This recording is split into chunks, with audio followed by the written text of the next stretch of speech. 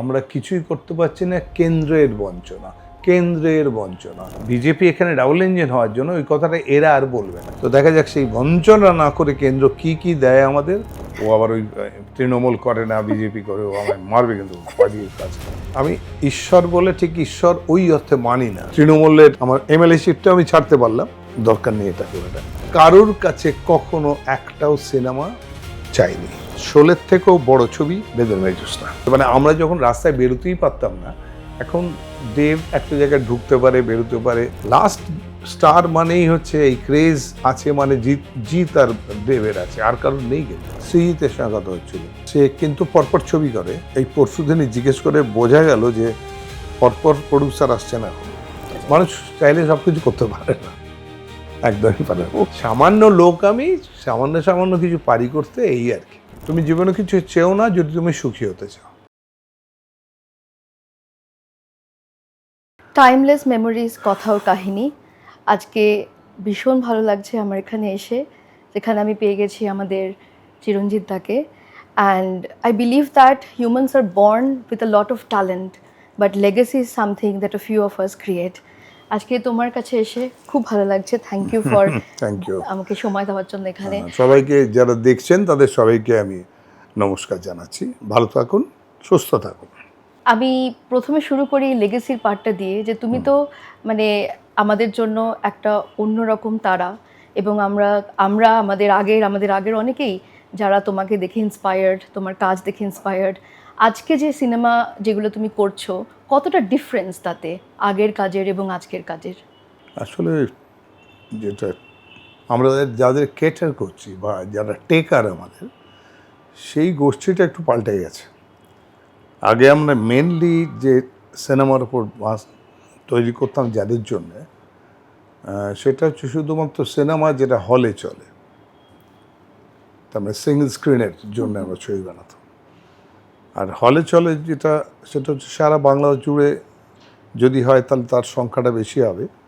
কলকাতায় কিছু হল ছিল, বেশ কিছু হল ছিল, কিন্তু তার থেকে বাইরে অনেক বেশি হল ছিল। মানে আমি যখন যে সময়টাতে নাম্বার 1 ছিলাম বা হয়তো সুপারস্টার ছিলাম, সেই সময় 750 হাউসেস ছিল আমাদের সিঙ্গল স্ক্রিন।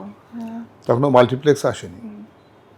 তারপরে মাল্টিপ্লেক্স হলো প্রায় 60টার মতো।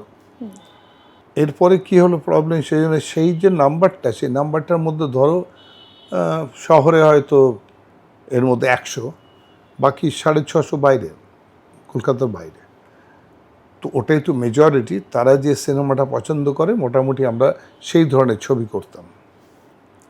সেই ছবিগুলোর যারা দেখতো, তারা যে টাকার টিকিটে দেখতো, হয়তো 1 টাকা 45 কি 2.5 টাকার মধ্যে দেখতো, তারা তার নিচেও দেখতো। 70 পয়সার টিকিটও ছিল, হ্যাঁ, 90 পয়সার টিকিটও ছিল, এরকম আর কি। তো সেটা একটা সময় গেছে। সেই সময় প্রচণ্ড ভিড় হতো, হাউসফুল হতো। উত্তম সুচিত্রা পাঠ করতেন, তারপরে আমরা এলাম। আমাদের ছবি সব সুপারহিট হতো, কিন্তু সেটা গ্রামে গ্রামে ছড়িয়ে পড়তো, তো এত হল যেহেতু ছিল ওখানে। এবার সেই জন্যে তাদের কেটার করার জন্য এক ধরনের ছবি হতো, সেটা হচ্ছে গপ্প বলা। মানে গল্প বলাটাই প্রধান ছিল, ন্যারেট স্টোরি, ওই লিনিয়ার ছবি যেটাকে বলি আমরা। কিন্তু তারপরে যখন হলগুলো উঠতে আরম্ভ করলো টেলিভিশনের চাপে, এখন তো আরও কিছু এসে গেছে, মুঠোফোনের চাপে এখন তো উঠেই গেছে। তো এক একটা জায়গায় হয়তো 4টে হল ছিল মিদনাপুরে একটা অঞ্চলে, সেখানে একটাও হল নেই এখন। তো এরকম সমস্ত হল উঠে গিয়ে এখনও ওই যে 750 হলের কথা বললাম, সেটা হয়তো এই মুহূর্তে অনলি 40 হাউসেস আর দেয়ার। মানে হিউজ ফল হলো। তার মানে 710 হাউসেস, যেটা এখন আর নেই, একটাও নেই। এবার কি হয়ে গেল, সেটা হচ্ছে মাল্টিপ্লেক্স এসে গেল। তো মাল্টিপ্লেক্সের টেস্ট আর এই 40টা হলের টেস্ট, তার মধ্যে মাল্টিপ্লেক্সের টেস্ট পাবলিক, তাদের যারা আসেন তারা, তো সেইখানকার টেস্টটা পাল্টে গেছে। সেখানে ছবি আগে যেটা ছিল একটু নাটকীয় ছবি, থিয়েট্রিক্যাল ফিল্মস বেশিরভাগ করতাম আমরা, সেইটা এখন অ্যাবসলিউটলি সিরিয়াস ছবি হয়ে গেছে, রিয়েলিস্টিক ছবি হয়ে গেছে। রাইট। এইটাই বিরাট ডিফারেন্স। সেই হিসেবে সিনেমার যদি তুমি এমনিতে টেকনিক্যাল উন্নতি বলো তাহলে কিন্তু এই মুহূর্তে অনেক ভালো সিনেমা, আগের থেকে আরও অনেক ভালো হয়ে গেছে সিনেমা। ওই কাট টু কাট শট আর একটু এডিটিং করে দিয়ে ছবি ছেড়ে দিল, বাকিটা টানবে নাটক আর গল্প, সেটা নয়। এখন সিনেমার নিচে একটা রোল প্লে করে রাইট। ছবির মধ্যে। তো তার তো অনেক ধরনের ছবি আছে, সেই ধরনের জিনিস প্যাটার্নগুলো আগে ছিল না, সেগুলো এলো। আমি স্বরূপী করেছিলাম, যেটা একটা অ্যাবসলিউটলি অন্য জনারের, একটা ব্ল্যাক জনারের ছবি। সেই সব ছবি আগে ভাবা যেত না করার কথা। তার মধ্যেও ধরো যদি যে ছবিগুলো খুব বেশি চলেছিল আগের ছবি, তার মধ্যেও কিছু কিছু ছবি অসাধারণ ছবি হয়েছিল। হয়তো সেটা অত হিট হয়নি, কিন্তু তার নাম এখনও রয়ে গেছে, যুগজয়ী ছবি হয়ে গেছে তারা। সেই ধরনের কিছু মেকার, মানিকদা, মৃণালদা, ঋত্বিকদা বা আরও অনেক মেকার ছিলেন যারা অত্যন্ত রিয়েলিস্টিক ছবি করতেন তখনও। মানে পথের পাঁচালী যদি ধরো, পথের পাঁচালী কিন্তু সারা বিশ্ববন্দিত পৃথিবীর শ্রেষ্ঠ 10টা ছবির মধ্যে একটা। কিন্তু পথের পাঁচালী হচ্ছে 100% রিয়েলিস্টিক ফিল্ম। ওর ভিতরে কিন্তু সেরকম ধরনের কোনো মানে অ্যাবস্ট্রাকশন নেই, হ্যাঁ, একদম। হ্যাঁ, সারেলিজম নেই, কিছু নেই, স্ট্রেট ছবি, লিনিয়ার ছবি। একদম।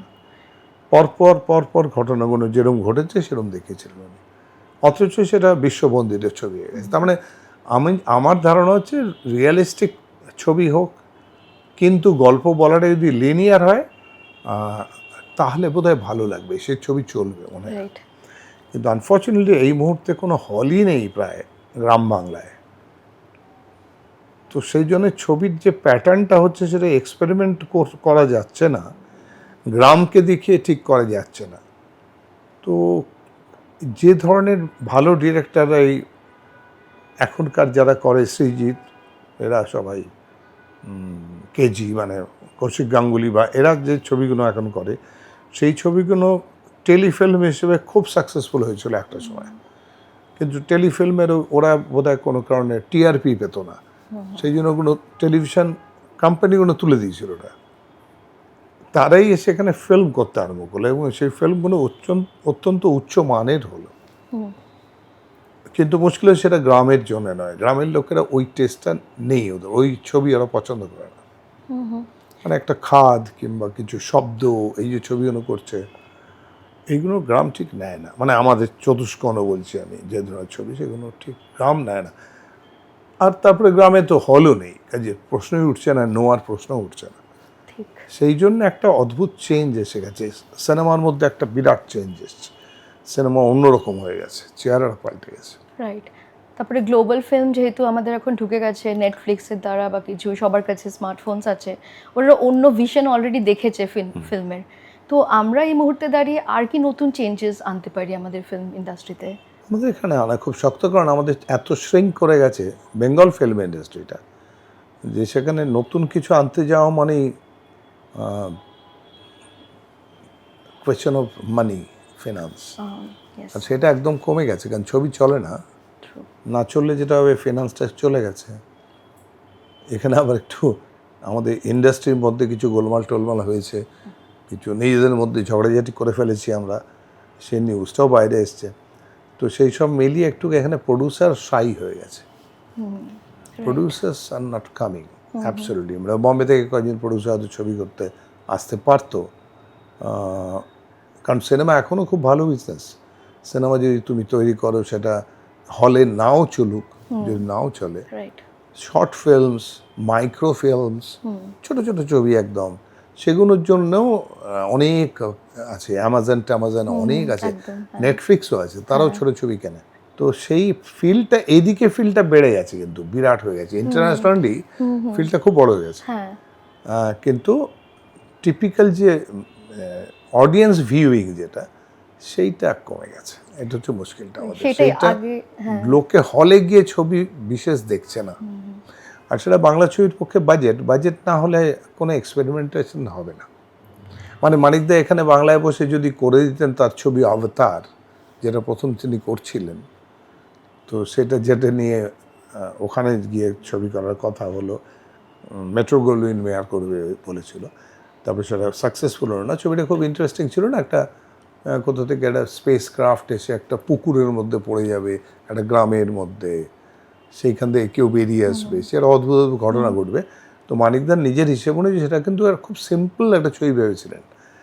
তারপরে সেটা যেহেতু বিদেশে হলো না এবং তারপরে স্পিলবার্গ তার ছবিতে ঢুকে নিল, এইসব মুশকিল হয়ে গেল আর কি।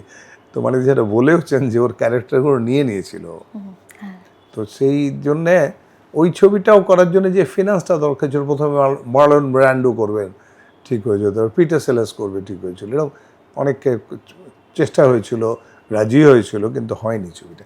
সেটা হলে একটা অন্যরকম রেভলিউশন হয়ে যেত আমার ধারণা, বাংলা ছবিটা অন্য জায়গায় পৌঁছে যেত, প্ল্যাটফর্মে পৌঁছে যেত, কিন্তু আনফর্চুনেটলি সেটা হয়নি।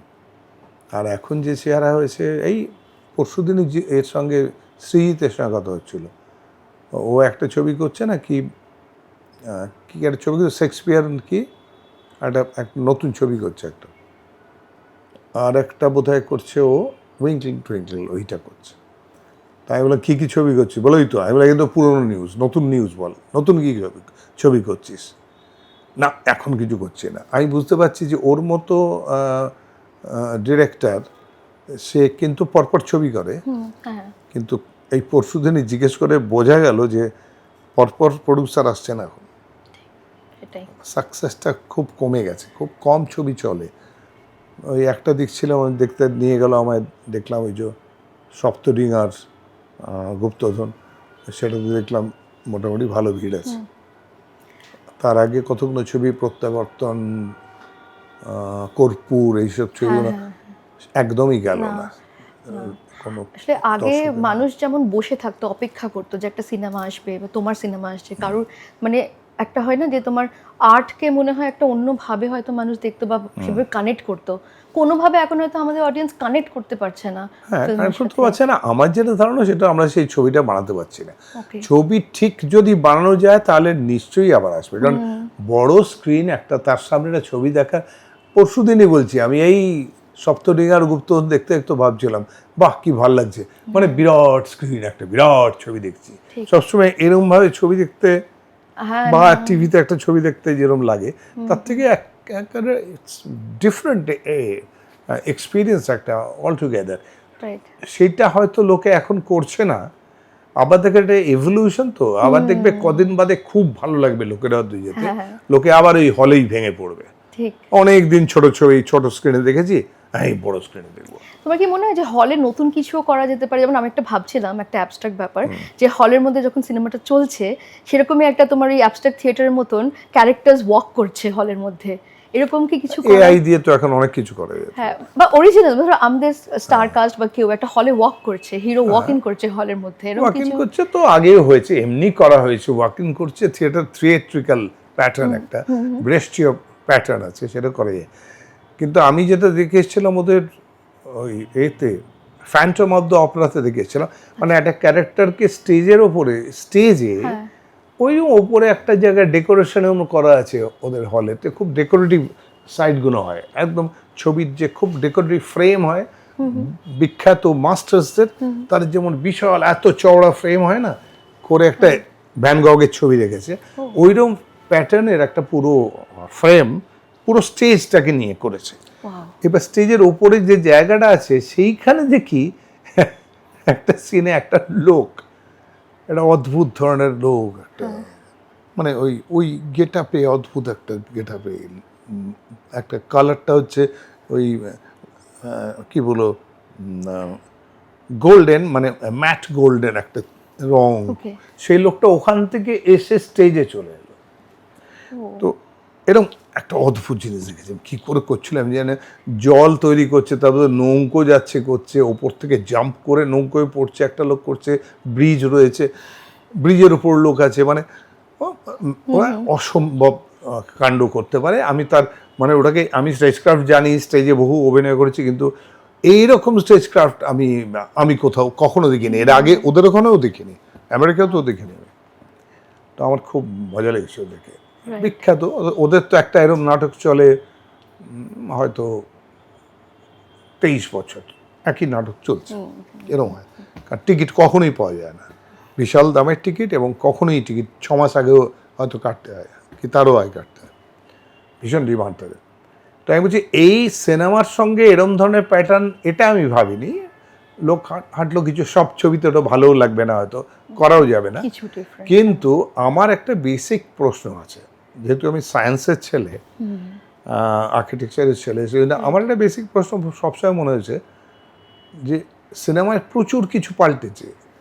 সিনেমা ডিজিটাল হয়ে গেছে, সিনেমা ক্যামেরা পাল্টে গেছে, cinema 24 frame seconds per second থেকে 25 ফ্রেম পার সেকেন্ড করে দেওয়া হচ্ছে, কিন্তু সিনেমার সমস্ত কিছু পাল্টালেও একটা সাদা পর্দা, রেক্ট্যাঙ্গুলার একটা স্ক্রিন, এইটা কনস্ট্যান্ট আছে প্রথম থেকে। হ্যাঁ ঠিক এটার পরিবর্তন হয়। ঠিক। আমার জাস্ট একটা এর ফ্যান্টাসি মনে হয়, যদি এই পর্দাটা কোনো কারণে স্প্লিট স্ক্রিন করা হতো, ডিফারেন্ট লেভেলে পর্দাটা আছে, একটা ছোট একটা বড় এরকম আছে, বা এগিয়ে আসে কোনো সময়, ওকে আর তার উপর আমি এক একটা ক্যামেরা থেকে প্রজেক্টর থেকে প্রজেক্ট করছি, তার পার্ট প্রজেক্টর, মানে এই বক্সটার জন্য একটা আছে, ওই বক্সটার জন্য আরেকটা আছে প্রজেক্টর, এবং ডিফারেন্ট সিকোয়েন্সেস ডিফারেন্টভাবে প্রজেক্ট করছি, করে কম্বিনেশন তৈরি হচ্ছে একটা, সেটা অদ্ভুত লাগতে পারে দেখে। ওয়াও এটা একটা রেভলিউশনারি পরিবর্তন আছে। অ্যাবসলিউটলি মানে শুনতে এক্সাইটিং স্ক্রিনটা যেহেতু পাল্টায়নি, একটা দেয়াল পেলেই হলো। সেটা যখন সিনেমা প্রথম তৈরি হয়েছিল তখনও একটা সাদা দেয়াল পেলেই হলো, এখনও আজকে এই যুগে এই সময় মানে সাইফাই যুগে যদি ধরি, তো সেখানেও একই, ওই একটা সাদা পর্দা হলো, ও পেলেই হলো, দেয়াল পেলেই হলো। হ্যাঁ তা কেন? তো ওইটাতে কিছু রেভলিউশন কেন হয়নি? ওইটাতে ইভলিউশন কিছু হয়নি? ওটাতে কিছু মাথা ঘোরানো হলো না কেন? সো আমি ওটাকে মানে লেভেল চেঞ্জিং একটা স্ক্রিন চাইছি, যে এটা কোনো সময় বেরিয়ে আসে যখন কেউ কথা বলছে, এবং তার জন্য কিভাবে করতে হবে ছবিটা সেটা ভাবতে হবে। ভাবতে হবে হ্যাঁ যে আমি কেন ওই স্প্লিট স্ক্রিনটার একটা পোর্শনে, স্প্লিট স্ক্রিন এমনি এই স্ক্রিনেও করা যাবে, আমরা স্প্লিট স্ক্রিন সিনেমা দেখেছি আমরা, যে এখানে একটা বলছে কথা, এদিকে আরেকজন বলছে কথা, দুজন টেলিফোন করছে, দুই থেকে দুটো ঘরই আমি দেখাচ্ছি, হাফ করে দেখাচ্ছি, এরকম হয়েছে, 4টে ভাগ করে দেখাচ্ছি, এরকম হয়েছে, এসব ওদের টুফো টুফো ছবিতে করা হয় আমাদের। কিন্তু লেভেলটা যদি চেঞ্জ হয় তাহলে কীরকম হয়, মানে স্ক্রিনটা যদি কোনো সময় লম্বা হয়ে যায় একটু বেশি, ডিফারেন্ট হবে। আই মিন অনেক সময় মনে হচ্ছে স্ক্রিনটা খুব লম্বা হয়ে গেল, আর একটা সিস্কেপ, একটা ভীষণ বড় সমুদ্র দেখলাম, আর তার উপরে একটা নৌকো এরম ঢেউয়ের ওপরে লাফাচ্ছে আসছে, বা একটা স্পিড বোট এইখান থেকে, লাল রঙের স্পিড বোট ওই সমুদ্রের ওপর দিয়ে এইখান থেকে ওইখানে চলে গেল, মানে সারাউন্ড সিনেমার মতো হয়ে গেল, আবার ছোট হয়ে গেল স্ক্রিনটা, আবার নর্মালের ফ্রেমে চলে এলো, লম্বা হয়ে গেল স্ক্রিনটা। বেসিক্যালি হিউম্যান ওয়ার্ল্ডের ডাইমেনশনস হয় আমাদের নিজেদের লাইফে, তো ওটা ফিল্মে যদি এখন দেখানো যায় এরকম ভাবে ক্রিয়েট করা যায়, আমরা দরজার ফাঁক দিয়ে, দরজাটা হাফ ফাঁক করে এখান থেকে বসে একজন দেখছি, ওই লোকটা ওই সিঁড়ি দিয়ে নামছে, ওই ফ্রেমটা আমি দেখছি। তো ওইটা আমরা যখন সিনেমায় দেখি তখন আমরা দুপাশে অন্ধকার করে, লাইট না করে, শুধু বাইরেটা লাইট দিয়ে ওইটাকে, ওই স্ক্রিনটাকে এরকম করে নিই। রাইট আবার স্ক্রিনটাই যদি নড়াচড়া করতে আরম্ভ করে তাহলে কি হয়? স্ক্রিনটা গোল হয়ে গেলে কিরকম হয়, ভেরি ইন্টারেস্টিং, হাফ স্ফিয়ার হয়ে গেলে সবাই আসবো দেখতে, খুব মজা হবে। কিন্তু খুব এক্সাইটিং, মানে একবার অন্তত করে দেখলে কি হয় ব্যাপারটা, it will be very exciting. Very actually নতুন এক্সপেরিমেন্টস করা উচিত, যেমন লাইফেও আমরা সবসময় নতুন কিছু করি, নতুন চ্যাপ্টার স্টার্ট হয় আমাদের লাইফে, কোনো জায়গাতে এরকম নতুন কিছু করলে সবাই এক্সাইটেড হবে। হ্যাঁ, তো এইটা আমরা দেখুন, আমরা হাই স্পিড করতে পারি, স্লো মোশন করতে পারি, ওই করতে পারি, সোলারাইজ করতে পারি, আমরা কালার চেঞ্জ করতে পারি, আমরা অনেক কিছু করতে পারি টেকনিক্যালি এই দিকে ল্যাবে, কিন্তু অন স্ক্রিনটা ওই একটা জায়গায় আটকে আছে, সাদা দেয়াল, এক্সপেরিমেন্টস করতে ওটার হবে। ভেতরে কোনো এক্সপেরিমেন্টেশন নেই কেন?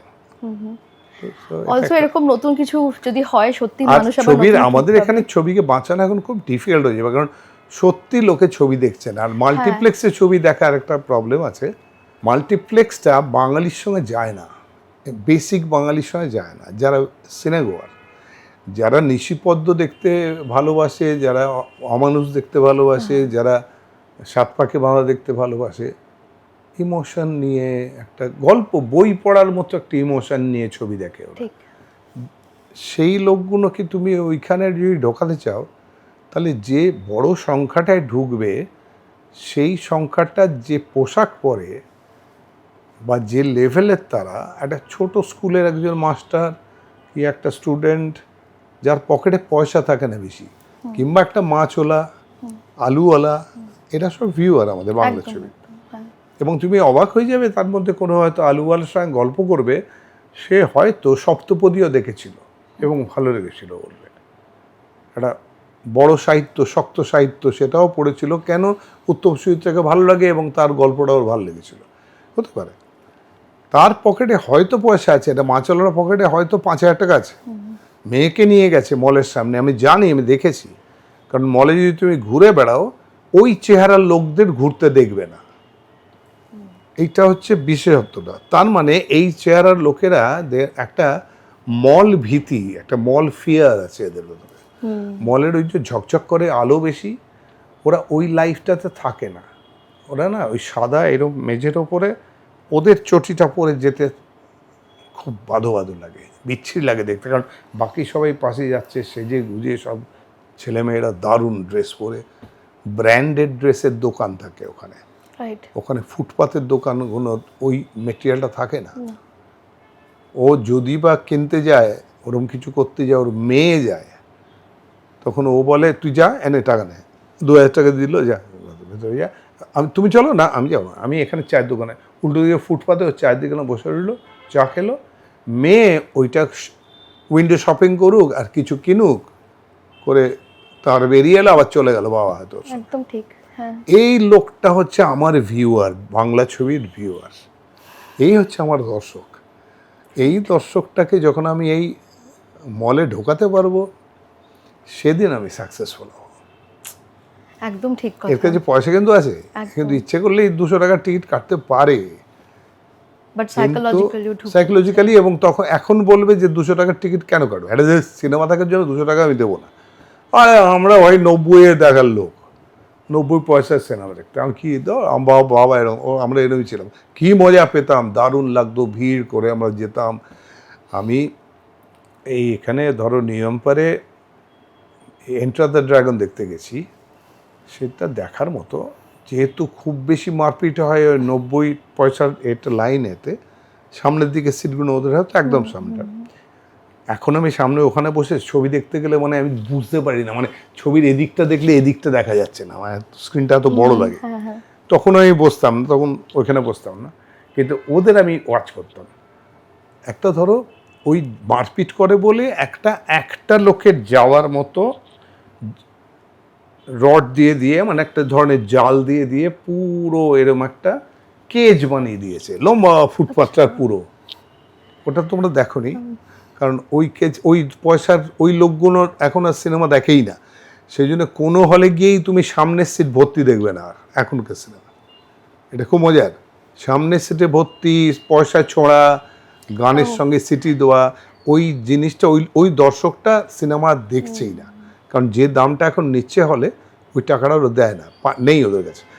তো সেই জায়গাটাতে ওরা ঢোকে, তার মানে একজন ঢুকলে আরেকজন ঢুকবে, তারপর আরেকজন ঢুকবে, এরকমভাবে যেতে হবে। কারণ তাহলেই কেউ একটা মাস্তান এসে পাশ থেকে ঢুকে সামনে চলে যাবে। এইটা বন্ধ করার জন্য এটা করা হয়েছিল। টিপিক্যাল প্রত্যেক হলে এরকম করা হতো, প্রিয়াতেও ছিল।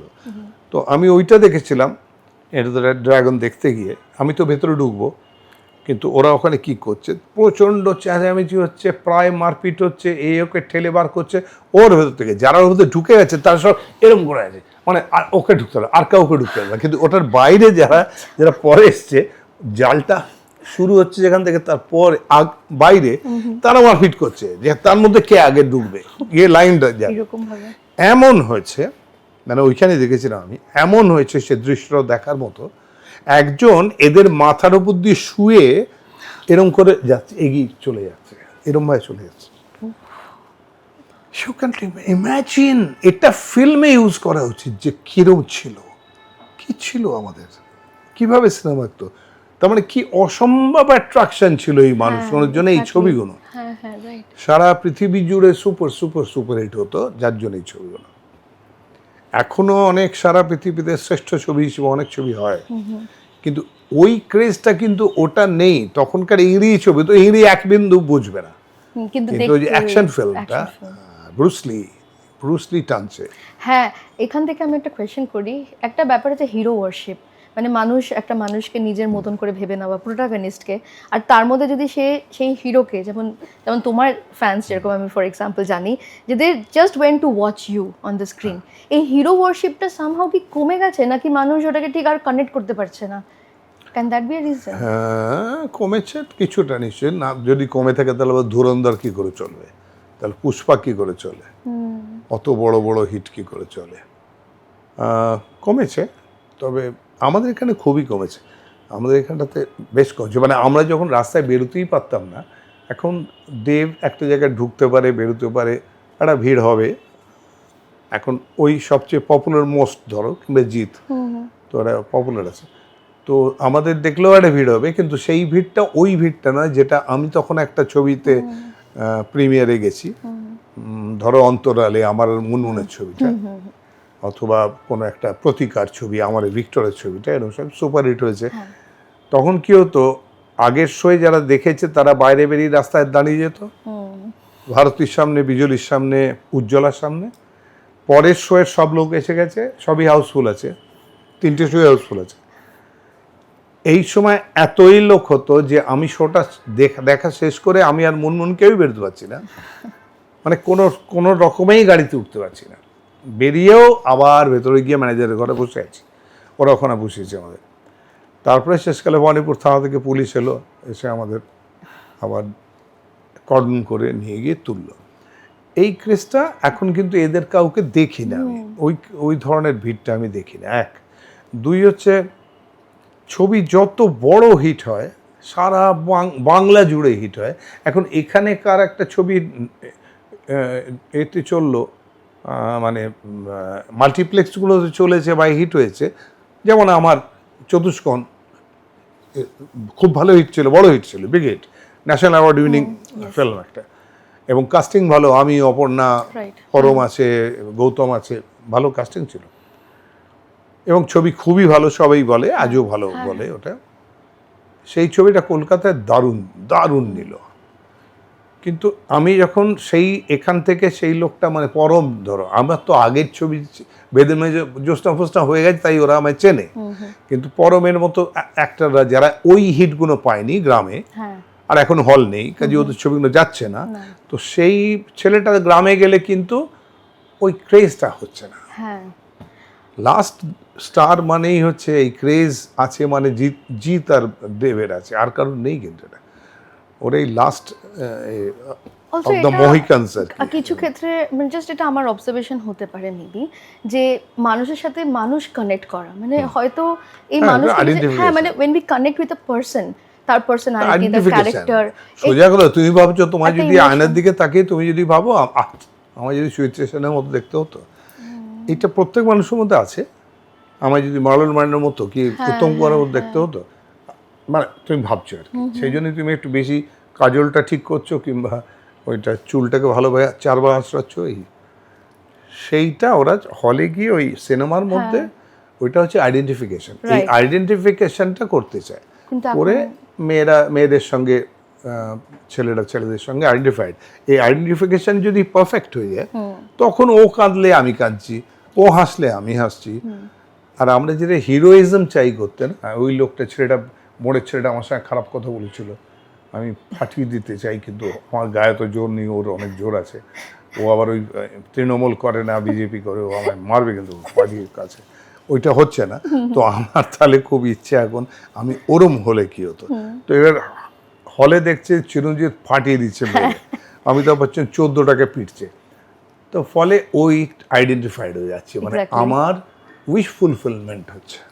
Cinema is nothing but wish fulfilment commercial সাইডে, আর একটা Sirin side, better cinema side, সেটা একদম আলাদা, যেখানে আইজেনস্টিন, ফুডফকিন এরা কাজ করেছেন, কারাসোহা কাজ করেছেন, গোডার কাজ করেছে, সেটা একদম অন্য জিনিস। এই দুটো জনার একদম মেলে না, একেবারে মিলবে না, দুটো একদম আলাদা, মানে একদম একজন বসে ধ্রুপদ গানেতে ধরলো মানে 15 মিনিট আটা করবে, আর একটা হচ্ছে যে মানে লুকি ছুপি করে একজন গান গাইবে কিছু একটা হ্যাঁ, দুটো তো আলাদা রাস্তা, তো ডেফিনেটলি ফলে আলাদা একদম রাস্তা, দুটো আলাদা আলাদা রাস্তা। একটা আশা ভোসলে যাচ্ছে আর একটা আছে ডাগর ব্রাদার্স যাচ্ছে যারা খালি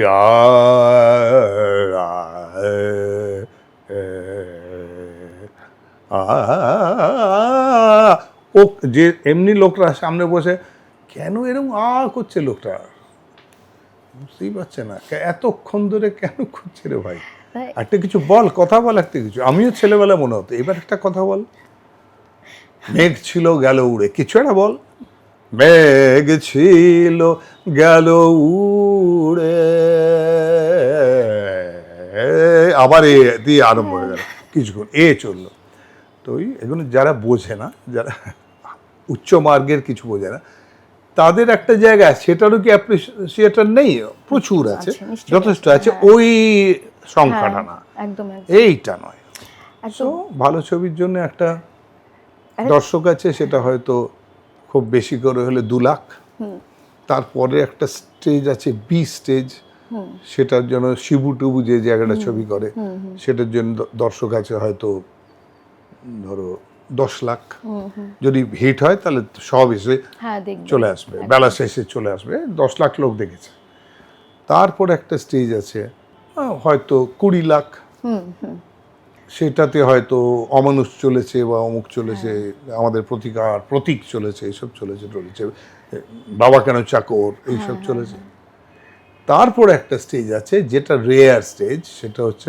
যখন 2 কোটি লোক দেখে ছবি সেটা হচ্ছে বেদের মেয়ে জ্যোৎস্না মানে এমন লোকেরা দেখেছিল ছবি যারা জীবনে কখনো সিনেমা দেখেনি ওই একটাই ছবি দেখেছে বা মানে সিনেমা জিনিসটাই হলেই ঢোকেনি কোনোদিন এরকম ধরনের লোক একদম গরিব বিহারের পুরো অঞ্চলটায় চলেছে আসামে চলেছে তো এর কোনো নেই মানে ব্যারিয়ার নেই কোনো বর্ডার নেই কিছু নেই এ ছাপিয়ে গেছে এবং এরম কখনো হয়নি ভারতবর্ষেই হয়নি ইভেন শোলেরও নয় সেটা হচ্ছে ছবি রিলিজের পরেই একটা লোক সেই ছবিটা 40 বার দেখছে একটা ছবি একটা লোক গরিব লোক সে টাকা জোগাড় করে করে 40 বার দেখছে 50 বার দেখেছে কেন দেখছে আমি আজও মানে বিউইল্ডার্ড মানে আমি আজও বুঝতে পারি না আমি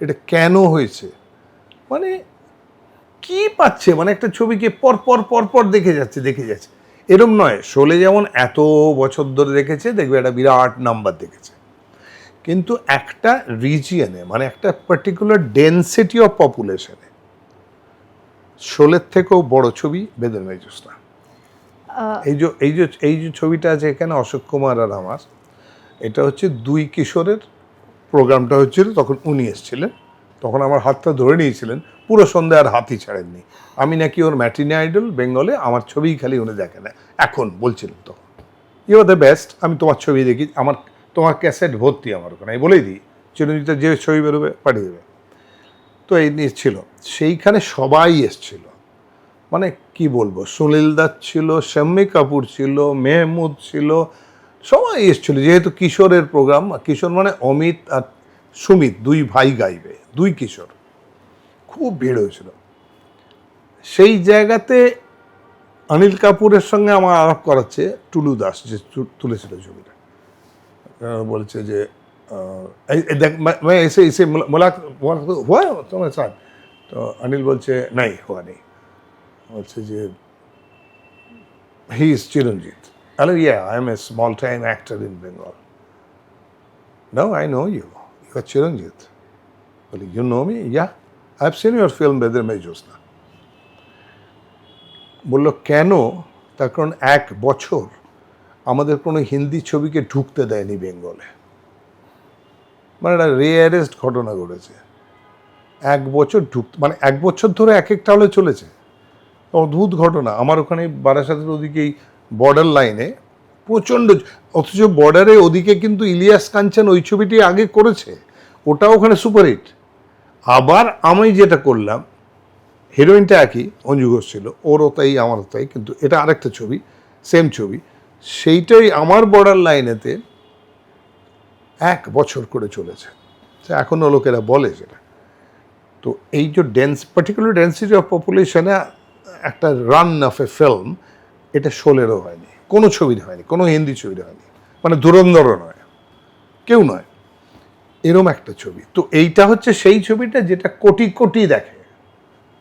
হ্যাঁ, যদি 8 কোটি তখন লোক থাকে আমাদের এখানে, বা 7 কোটি, তখন প্রায় সবাই দেখে ফেলেছে। ওই যে বললাম, যে জীবনে কোনোদিন সিনেমা দেখেনি এবং পরেও দেখেনি, আগেও দেখেনি পরেও দেখেনি, সে এই ছবিটা দেখেছিল, তার বাড়ির লোক পাড়া ক্রেজ টেনে নিয়ে চলে গেছে তাকে আর কি।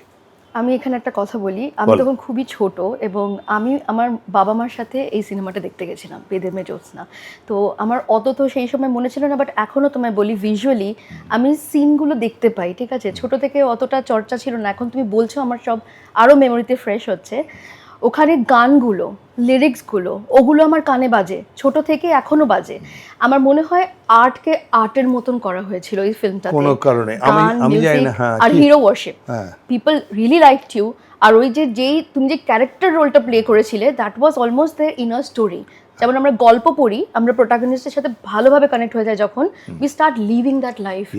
এরকম কিছু হয়েছিল। আমি বলছি তোমায় মজা, বহু জায়গায় আমি গেছি, রাত্রির 1টা 2টো, একটা ফাংশন করে ফিরছি, আমি একটা প্রচণ্ড খিদে পেয়েছে, একটু রাম খেয়ে নিয়েছি, তা আরও খিদেটা বেড়ে গেছে, ফাংশন হয়ে গেছে ভালো সাকসেসফুলি। তো এসে একটা জায়গা, ফাঁকা জায়গা, একটা খুঁজতে খুঁজতে একটা ধাবা পেয়েছি, তাতে আলো জ্বলছে, বাকিগুলো সব বন্ধ হয়ে গেছে এত রাত্রি। তো সেখানে তো গাড়ি দাঁড় করে বললাম, দেখ না এখানে হয় কিনা, একটু রুটি আর একটু চিকেন কারি হয় কিনা।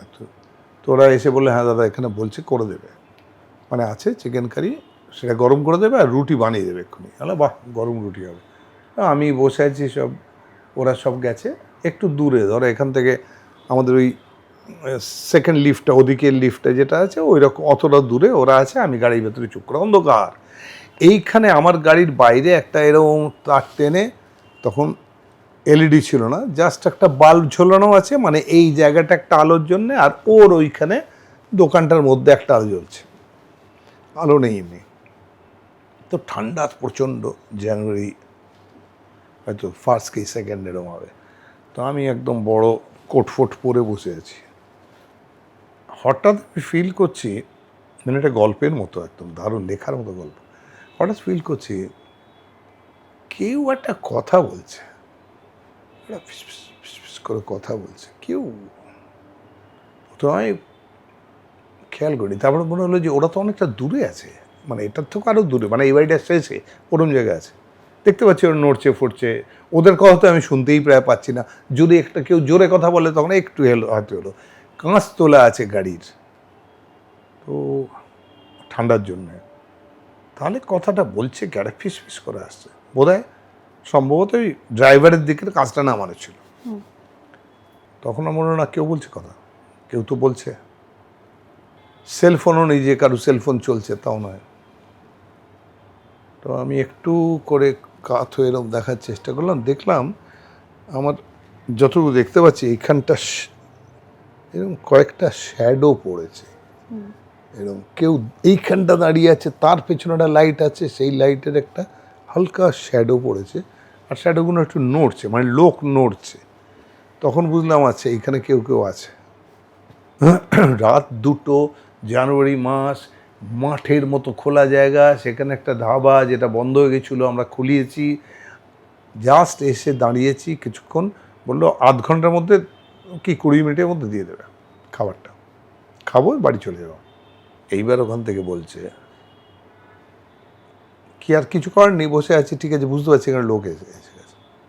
এর মধ্যে কয়েকটা বিস্ময় আছে, এই যে গাড়িটার মধ্যে আমি আছি, আমি তো বাইরে বেরোইনি, কি করে যদি এরা জানেও, বলছে রাজকুমার রাজকুমার ও রাজকুমার আমি ডাকছে।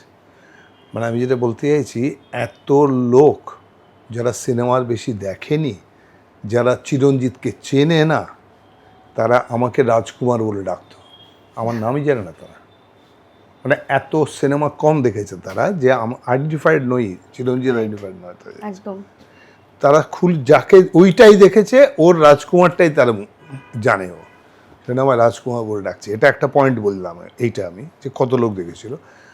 আর তারপর ওইটা ক্রমাগত বাড়ছে, একজন বলছে তুই বল না, ও বলছে তুই বল, তুই বল, না আমি বলবো না, তুই বল, এরকম বলছে। করতে আমি দেখছি ওরা একটু দূরে আছে, যদি বেশি লোক এসে যায় তাহলে আমার একটু অসুবিধা হবে, ডাকতে হবে ওদের। তো আস্তে আস্তে এই শ্যাডোটা এগোচ্ছে, ওরা কাছে আসছে, এবার গাড়ির গায়ে বোধহয় হাত দিচ্ছে, সেটা ফিল করতে পারছি, একটু ঢুপঢাপ আওয়াজ হচ্ছে। তো কাজটা একটু নামালাম, আমি বললাম এখানে কী করছো? সব চুপ, শ্যাডোটা পেঁচিয়ে গেল, ভয় পাচ্ছে। আর সেকেন্ডলি ওরা জানলো কি করে আমি ওটা, মানে আমি এসছি ওই রাত্রিরে ওই সময় ফাঁকায় একটা গাড়ি এসছে, মানে আমি এসছি, এটা হবে কি ওরা? কেউ না কেউ খবর দিয়েছে বা দেখেছে, কিছু একটা হয়েছে। তারপরে আলটিমেটলি শর্ট আর কি, আলটিমেটলি তাদের রিকোয়েস্টে আমায় নামতে হয়, তারা প্রণাম করে আমায়।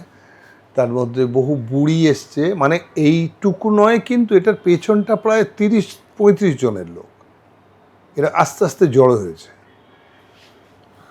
এবং এক জায়গা থেকে আমরা ধাবায় খেয়ে এরকম একটা উঁচুতে উঠে, ওই দুর্গাপুর হাইওয়ের ওই দিক দিয়ে এরকম উঠে গাড়িতে যাচ্ছি, উঁচু তো রাস্তাটা ছিল, এরকম উঠে যাচ্ছি।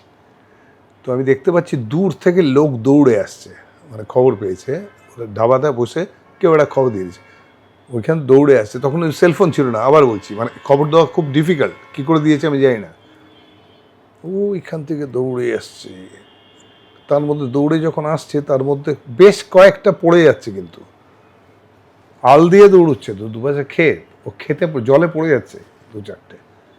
কিন্তু আমিও তাড়াতাড়ি চল করে এবার যেতে গিয়ে বাঁশের এরম সাঁকো দিয়ে এরম একটা ওই পাশে একটা ট্রেঞ্চ মতো থাকে না রাস্তার ধারে, সেইটাকে কভার করে দিয়েছে। ওখান থেকে চা খেয়ে এইটা দিয়ে উঠে আসছি, একজন শুয়ে পড়ল। আচ্ছা, কত আমরা আন্ডার করি,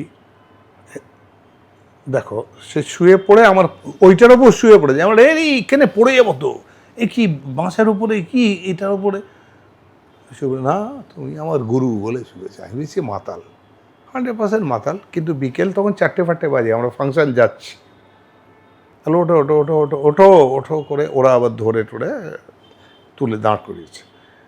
আমি আন্ডারস্টিমেট করছি, এটা মাতাল, খুব ভক্ত নাকি, ফ্যান নাকি। আমি ক্রস করে বেরিয়ে যখন যাচ্ছি তখন বলছো, না এরকম ভাবিস না, শুধু সিনেমা না, আরে উনি একটা হুইল নিয়ে রিসার্চ করেন, একটা বিরাট ব্যাপার ফিজিক্সের উপরে। হ্যাঁ, ও বলছে কথাটা, না ওই লোকটা বল। আমি ঘুরে দেখলাম কে বলছে কথাটা, দেখলাম ও বলছে যে ওই শুয়ে পড়েছিল, যাকে আমি পাগল হয়েছি, যাকে আমি মাতাল হয়েছিলাম।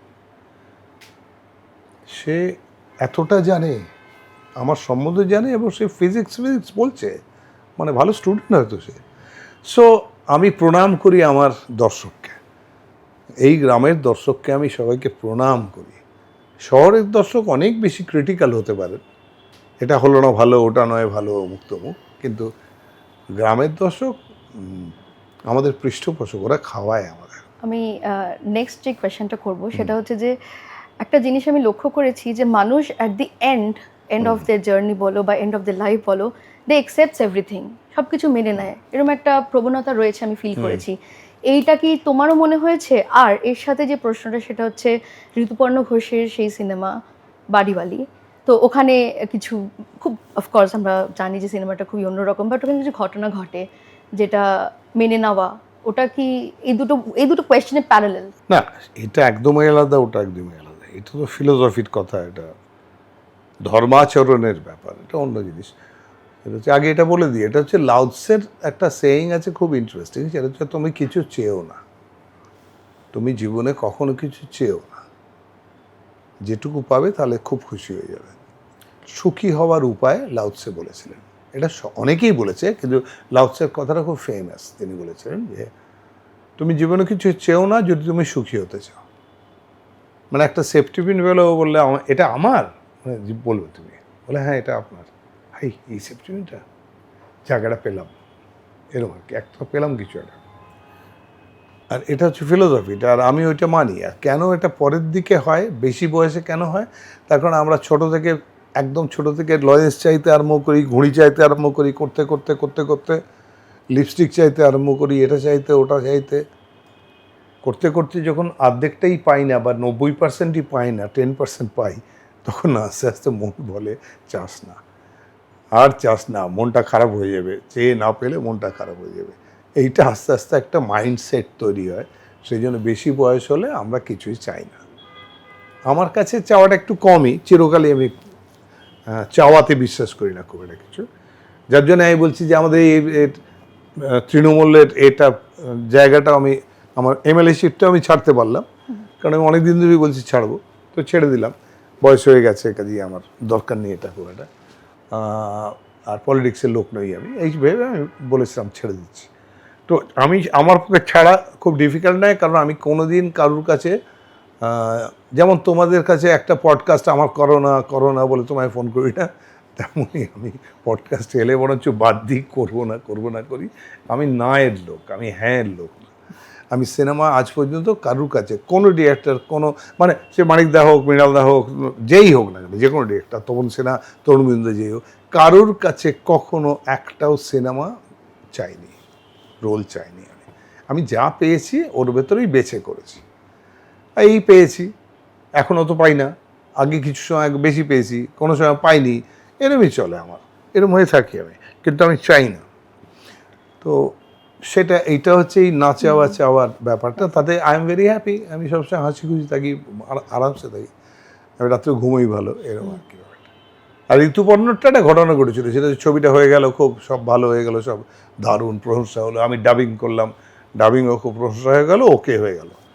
তারপরে বোঝা গেল যে সেটা হচ্ছে আমি একটা বোধহয় একটা প্রবলেম তৈরি করছি ওদের জন্যে। সেটা হচ্ছে যদি আমি কোনো কারণে, জুরিরা ঠিক করে আমায় ন্যাশনাল অ্যাওয়ার্ড দেবে, তাহলে হয়তো যে অনুপম খের যে প্রোডাকশানটা একমাত্র প্রোডাকশান করতে এখানে এসছে, শুধুমাত্র ওর লবি আছে বলে ঋতুপর্ণ ঘোষকে দিয়ে, যাতে ওর বউ একটা অ্যাওয়ার্ড পেয়ে যায়, কারণ তার আগেও আসেনি, তারপরেও আর আসেনি।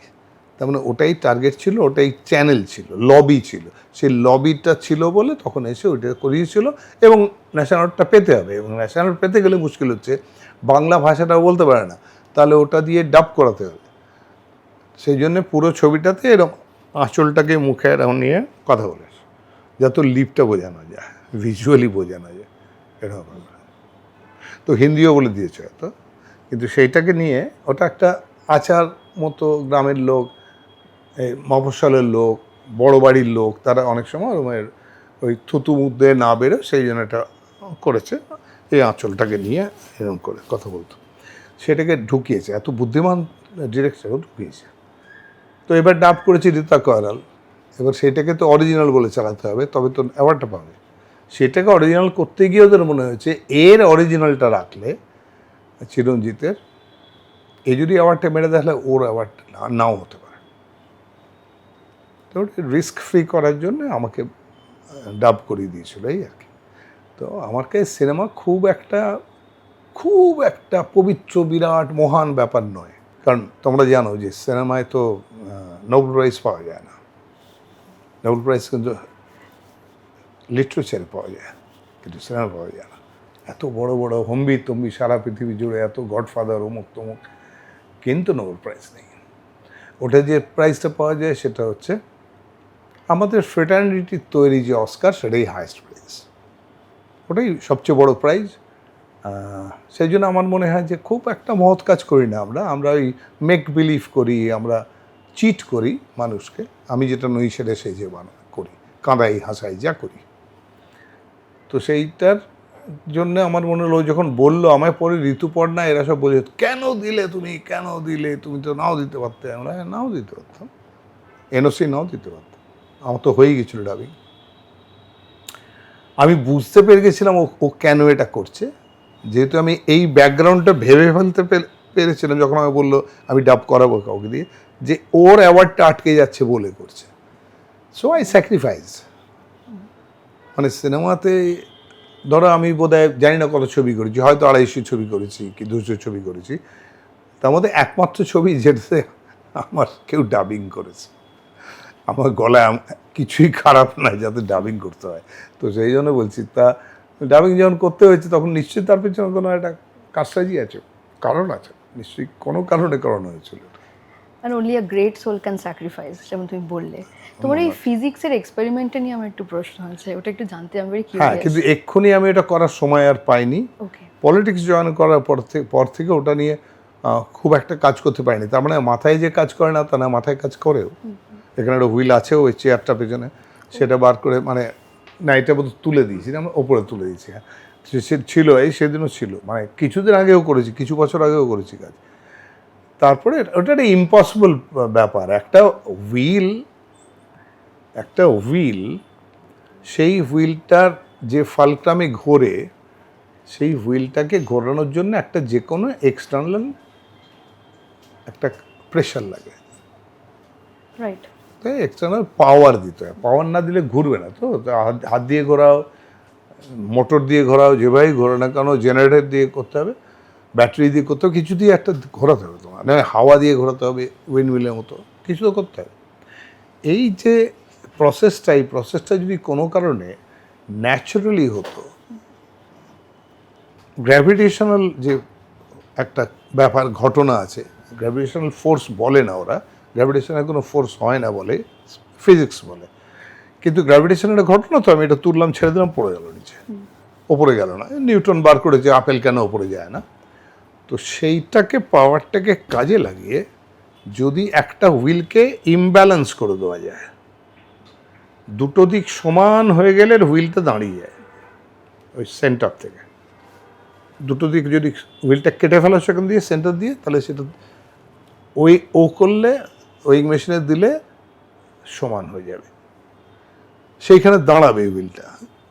তাহলে এদিক এরকম করতে থাকবে। যেখানে দাঁড়াবে সেটার মনে হচ্ছে সেন্টার দিয়ে ওটা ইকুয়াল ওজন হয়ে গেল। তার মানে পৃথিবীর বেসিক সব হুইল কিন্তু ব্যালেন্সড হুইল, আলটিমেটলি ও দাঁড়িয়ে যাবে। আমি যেটা এক্সপেরিমেন্ট করছি প্রায় 30-40 বছর ধরে করেছি, ওটার উপর কাজ করেছি, প্রচুর খেটেছি আমি। সেটা হচ্ছে এই ব্যালেন্সিংটা ফ্যাক্টরটা আমি নষ্ট করে দেবো, দিলে হুইলটা ঘুরতে থাকবে নিজে নিজে, ও কখনোই দাঁড়াতে পারবে না। মানে ঘুরিয়ে দিলাম, ঘুরে ঘুরে ঘুরে ঘুরে ঘুরে ঘুরে তারপরে এরম করে দাঁড়িয়ে যায়। এই দাঁড়াতেও পারবে না, ওকে দাঁড়াতে দেবো না আমি। তার যে মেকানিক্যাল ডিজাইনিং, সেইটা নিয়ে আমি যেভাবে কাজ করেছি সেটা তুলে রাখা যেত, তাহলে দেখলে অবাক হয়ে যেতে। মানে একজন সায়েন্টিস্ট কীভাবে কাজ করতে পারে, তার জন্য এই লস্ট, আমার হাতের এই মাসল নষ্ট হয়েছে, অনেক কিছু হয়েছে, তার জন্য অনেক ট্রিটমেন্ট করেছি অনেক বছর ধরে। আবার এটাকে রিগেইন করতে ফিরে আমি হাত তুলতে পারতাম না, প্লায়ার্স ইউজ করে তার কেটে কেটে থাউজেন্ডস অফ ওয়্যার কাটছি আমি, বেন্ড করছি, এইসব করতে করতে হয়েছিল। তো সেটা করতাম, সেই জিনিসটা আমি হয়তো বার করতে পারলাম না, কিন্তু কেউ নিশ্চয়ই করবে। যেদিন করবে সেদিন এই পাওয়ার প্রবলেমটা সলভ হয়ে যাবে। এই যে পুরো যুদ্ধগুলো হচ্ছে, এই যে তেল চাই আমাদের, যে কাণ্ডটা চলছে, গ্যাস চাই আমাদের, এগুলো আর লাগবে না। তখন একটা ন্যাচারালি গ্র্যাভিটেশনাল পাওয়ারে একটা হুইল ঘুরবে, থামবে না, যতক্ষণে ভেঙে পড়বে থামবে না, বা না থামালে থামবে না, আটকে দিতে হবে, ব্লক করতে হবে, ব্রেক লাগাতে হবে, ঘুরবে এবং ক্ষয়ে গিয়ে পড়ে যাবে, মানে যদি ছেড়ে দাও ওকে, ততক্ষণ ঘুরবে, থামবে না। সেরকম একটা হুইল যদি ঘোরে, তাহলে তা থেকে খালি পাওয়ারটা নিয়ে নেওয়া, কিছু নেই। So that's a huge thing, একটা ভীষণ মহান কাজ। যে করবে সে 4টে এর হয়তো নোবেল প্রাইজ পেয়ে যাবে, কিন্তু কেউ করবে কোনোদিন। এই রিসার্চের একটা লেগেসি তুমি মানে লেখাতে রেখে যাচ্ছ। এটা রেখে যাচ্ছি আমি, এটা যদি কেউ করে, মানে পৃথিবীর বহু জায়গায় বহু লোক করে, এখনো করে, আগেও করতো, এখনো করে। একজন নাকি পেরেছিল করতে, তার নাম হচ্ছে বেসলার, জোহান আর্নেস্ট বেসলার, একজন সায়েন্টিস্ট। সে নাকি করতে পেরেছিল, কিন্তু তার কোনো পেপার সব নাকি সে মাটির নিচে পুঁতে দিয়েছিল, পাওয়া যায়নি। সেই জন্য সেটা কিছু কিছু পাওয়া গেছিলো। তাই থেকে একটা পেজ আছে, বার করো তুমি, আর্নেস্ট বেসলার বলে একটা নেটে বার করলে এসে যাবে, ওর পুরো এটা পেজটা এসে যাবে। কিন্তু সেটা মিথ, যেহেতু ওটা পাওয়া যায়নি, সেখানে সায়েন্স ওটা মানছে না। কিন্তু ওনাকে একটা চাকা ঘোরাতে পারতো, যা দিয়ে জল তুলে দিত কুয়ো থেকে, এইসব করতো। আমি নেক্সট কোয়েশ্চেন একটু অন্যরকম যাচ্ছি, যে আমি চাণক্যর পলিটিক্সে বিলিভ করি এবং আমার যা রিসার্চ পড়াশোনা যা বিলিভ করি, তো আমাদের তো ডিফারেন্ট পলিটিক্স এই টাইম লাইনটাতে চলছে। তো যেহেতু তুমি পলিটিক্সের সাথে জুড়েছিলে এবং তুমি, তো ওখানে আমার একটা প্রশ্ন, যে তোমার কি মনে হলো, how is this contemporary politics and is it good enough for people now? এটা এভলিউশন হতে হতে হতে হতে পলিটিক্সটা এসছে। এখন সবাই চাণক্যর অভাব নেই কিছু। আগে অনেক সরল ছিল মানুষ, তো তার মধ্যে একজন চাণক্য ছিল যে কুটিল চাণক্য বলা হতো, সে ওই প্যাঁচগুলো বানাতো বা ধরতে পারতো। এখন সবাই ধরতে পারে, সবাই বোঝে, সবাই সব চাণক্য হয়ে গেছে। তো এই জায়গাটা ডিফিকাল্ট হয়ে গেছে, খুব শক্ত হয়ে গেছে। আর ওটা আমার মতো লোকের পক্ষে করা সম্ভব না। আমি যদি এনে হুইল ঘোরানোর কথা ভাবি, সেগুলো ঠিক কী করে পলিটিক্স করবে? পলিটিক্স হচ্ছে ওয়ান ট্র্যাক, ওইটাতেই ভাবতে হয়, শুধু ওদিকেই যেতে হয়। তারপরে কারাপশন এসব অনেক রকম জিনিসপত্র এর মধ্যে জড়িয়ে গেছে, যেটা আগে হয়তো পলিটিক্সে আমি জানি না, কয়েকজনকে জানি আমি, লাল বাহাদুর শাস্ত্রী আসছে যারা নাকি পলিটিক্স অন্যভাবে ক্লিন পলিটিক্স করতে পারতেন, কিন্তু তাকেও তো মেরে দেওয়া হয়েছিল যা শোনা যায়। তার মানে সে টেকেনি। তো হয়তো সেরকম এখন সম্ভবই হবে না, এই আর কি। এইটুকুই বুঝলাম আমি। এটা this is not cup of tea for me আর কি, এটা মাই টাইপ অফ। তো এইরকম বুঝলাম, সেটা ছেড়েও দিলাম। Change is always important in life. তো আমাদের এখন তো চেঞ্জ এসছে, আমরা দেখতে পাচ্ছি ফিউচারে হয়তো আরো চেঞ্জ আসবে। এই মুহূর্তে আমরা আশা করছি নতুন রকমের কিছু সবাই চাইবো যে নতুন চেঞ্জ এলে সবাই, আমিও এক্সপেক্ট করব অনেক কিছু কাজ করার আছে এখানে, এটাকে সোনার বাংলা করে, ওরা সোনার বাংলা বলে, সেটা যদি হয় তাই হোক, কিন্তু হোক, কাজগুলো হোক। এবার ওদের হয়তো এটা সুবিধাও হবে, যেহেতু ডাবল ইঞ্জিন হয়ে গেছে। তো আগে আমাদের 50 বছর ধরে, মানে পুরো 35 বছর ওদের যদি ধরি বামফ্রন্টের, আর যদি তার আগে ছিল কিন্তু কংগ্রেস এখানে, কংগ্রেস ওখানে, তখন কিন্তু ওটা ডাবল ইঞ্জিন ছিল। কিন্তু যখন থেকে বামফ্রন্ট এসছে তখন থেকে 35 বছর, আমাদের 15 বছর, মানে 50 বছর আমরা শুধু বলেছি আমরা কিছুই করতে পারছি না, কেন্দ্রের বঞ্চনা, কেন্দ্রের বঞ্চনা, কেন্দ্রের বঞ্চনা। এই যে কেন্দ্রের বঞ্চনা কথাটা, এই বিজেপি এখানে ডাবল ইঞ্জিন হওয়ার জন্য ওই কথাটা এরা আর বলবে না। এই প্রথম কেন্দ্রের বঞ্চনাটা শুনবো না আমরা। তো দেখা যাক সেই বঞ্চনা না করে কেন্দ্র কি কি দেয় আমাদের, আর তাতে আমাদের বাংলার কি কি উপকার হয়। একদম। তোমার পেইন্টিংস, এটা তো আমি ছাড়তে পারবো না এই কথাটা, because an artist is a visionary. দেখতে পাই তুমি তো এমনিও ভিশনারি অফকোর্স।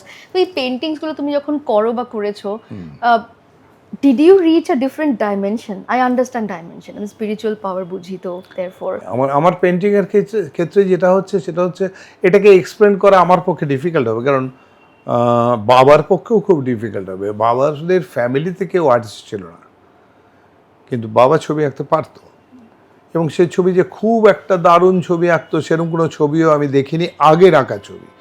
মানে আর্টিস্ট শৈলী চক্রবর্তী হওয়ার পর যে ছবি সেটা দেখেছি, কিন্তু তার আগে তো একটা লোকের মধ্যে সেই প্রতিভাটা থাকে। তো সেই প্রতিভা থাকার সময় যখন স্কুল কলেজে পড়তো তখন কি ছবি এঁকেছিল সেই ছবি নেই বা আমি দেখিনি। কাজে বাবাদের ফ্যামিলিতে, বাবা ছিলেন হেডমাস্টার ছিলেন স্কুলে মৌরি গ্রামে। তো তারপরে বাবা শহরে আসে, পড়াশোনা করে সায়েন্স পড়ে, ইনফ্যাক্ট ম্যাথমেটিক্সে অনার্স বাবার, করে টোরে নানারকম ব্যবসার চেষ্টা করে, চাকরি করে, এসব করতে করতে তারপরে হঠাৎ ছবি আঁকতে আরম্ভ করে।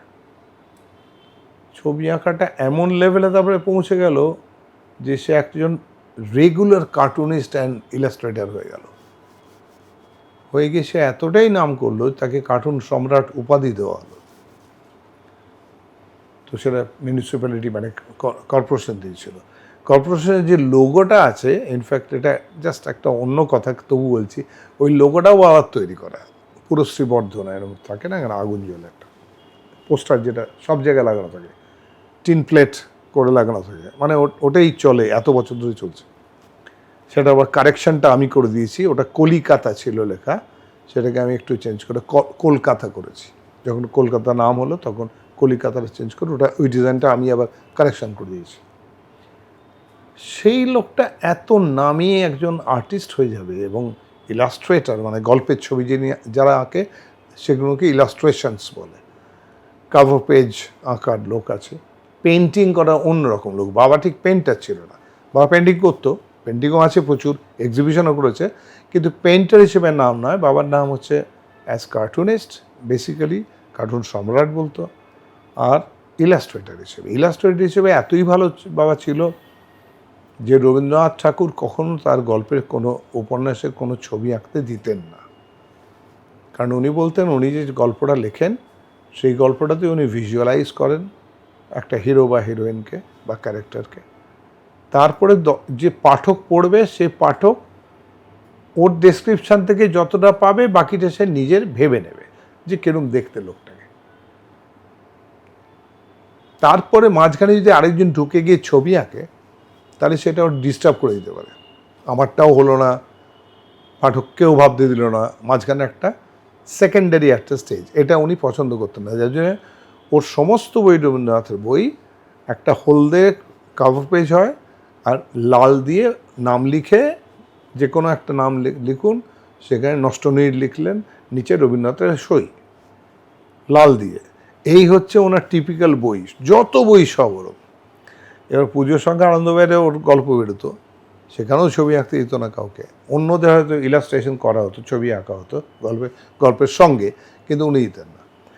তো ওই বাবার কথা বলেছিল অশোক সরকার, এডিটর যে, তিনি বলেছেন যে একটু গুরুদেব একটু সাজাবো এটাকে, আপনার গল্পটা সবারটা গল্পের ছবি যাচ্ছে, আপনারা যাবে না? তখন না সাজিও না, তখন এটা বলেছেন যে এই জন্য আমি করতে দিই না ছবি, যে ওটা ডিস্ট্রাকশান হয়ে যাবে। আমি এরকম একটা ছেলেকে ভাবলাম উত্তম কুমারের মতো, ও সেটাকে বানিয়ে দিল হরিদাস পালের মতো, তো খারাপ হবে, সেটাতে বাজে লাগবে দেখতে। আমি এরকম ভাবিই নি, এত রোগা করে দিল, আমি একটা ছেলেকে সুন্দর শাস্ত্র করলাম, রোগা করে দিল, কিংবা রোগাকে মোটা করে দিল, এটা আমি চাই না। তারপরেও বলে একটু আঁকাই একজনকে দিয়ে, তারপরে আপনাকে দেখাচ্ছি, আপনি অ্যাপ্রুভ করুন। তো তখন 2 বছর দুটো গল্প, বড় গল্প ওনার, প্রগতির সংহার আর ল্যাবরেটরি, এই দুটো গল্পর বড় গল্প পুজোর সংখ্যায় আনন্দবাজারে বেরিয়েছিল, সেইটার ছবি বাবাকে আঁকতে দিয়েছিলেন এবং উনি অ্যাপ্রুভ করে দিয়েছিলেন। তা বাবাকে ডেকেও পাঠিয়েছিলেন, কথা বলবেন বলে। তো একটা বিরাট অ্যাচিভমেন্ট বাবার ছিল। তো মানিকদার কাছে যখন বাবার সঙ্গে দেখা হলো, মানিকদার বাড়িতে বিশ্ববিদ্যালয় ফ্রায়, তখন মানিকদা আবার একটা গল্প বললেন, সেটাও খুব মজার।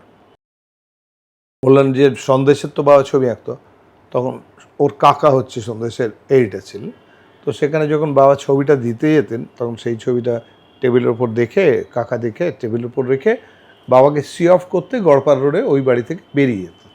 আর বললো আমি তখন পর্দা আড়ালে লুকিয়ে থাকতাম, সামনে যেতাম না, তখন যেই বেরিয়ে যেতেন সঙ্গে সঙ্গে দৌড়ে গিয়ে ওই ছবিটা আমি খুলে দেখতাম।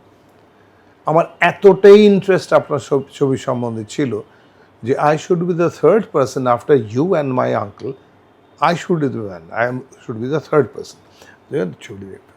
এবং আমি মনে করি আপনি ভারতবর্ষের বেস্ট ইলাস্ট্রেটার। এইটা বলার পরে হঠাৎ আমি তো মানিকদার কথা শুনছি, বাবা এখানে আছেন সোফায়, ওদিকে মানিকদা বলছে, মানিকদা বললেন কি চোখে জল এসে গেল, নিজেই বললেন। তখন আমি তাকালাম বাবার দিকে, দেখলাম বাবা রুমাল দিয়ে চোখ মুছছেন।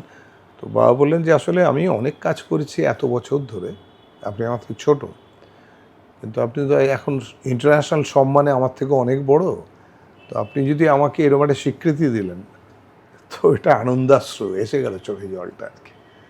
তো এত বড় কথা মানিকদা বলেছিলেন।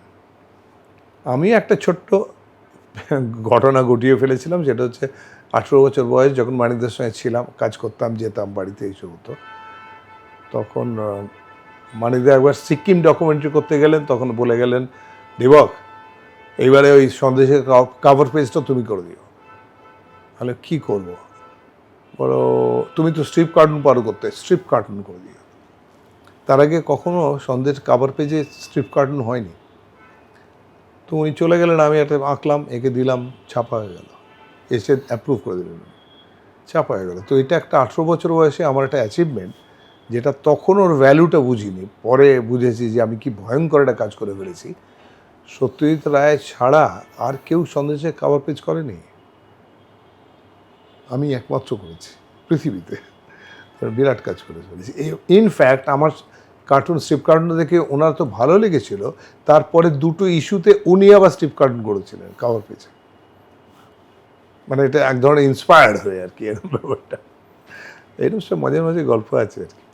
সামান্য লোক, আমি সামান্য কিছু পারি করতে, এই আর কি। ওই করে করে চলে গেল, কিন্তু সবগুলো অ্যাপ্রিসিয়েট করতে পারি এই জন্য যে সবগুলো জিনিসই আমি জানি।